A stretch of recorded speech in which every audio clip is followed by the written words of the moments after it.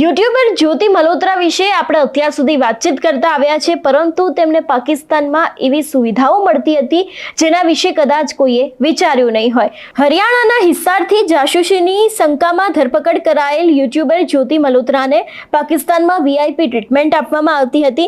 પાકિસ્તાન દૂતાવાસના અધિકારી દાનિશ અને પાકિસ્તાની ગુપ્તચર અધિકારીઓ સાથે જ્યોતિના સંપર્કને કારણે આ બનતું હતું.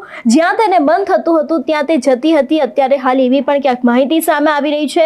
આ માટે તેમને પાકિસ્તાની પોલીસ તરફથી સુરક્ષા પણ મળી હતી.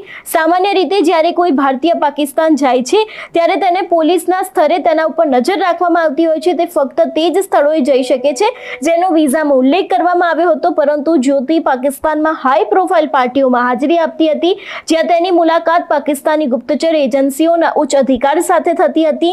હિસાર પોલીસ દ્વારા પૂછપરછ દરમિયાન તેણે આ વાતો કબૂલી છે એવી પણ ક્યાંક માહિતી મળી રહી છે. આ ઉપરાંત તે પાકિસ્તાની સિવાય બીજા 2 કાશ્મીરની પણ મુલાકાત લઈ ચૂકી છે.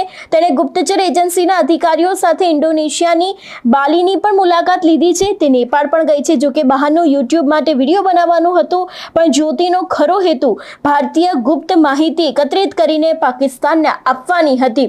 જ્યારથી આ સમગ્ર ઘટના સામે આવી છે, જ્યારથી તેમનું નામ સામે આવ્યું છે, તે બાદ જ્યારથી તેમની પાસે આ માહિતી સામે આવી હતી, એ બાદ ત્યાંના પોલીસ દ્વારા તેમની ધરપકડ કરવામાં આવી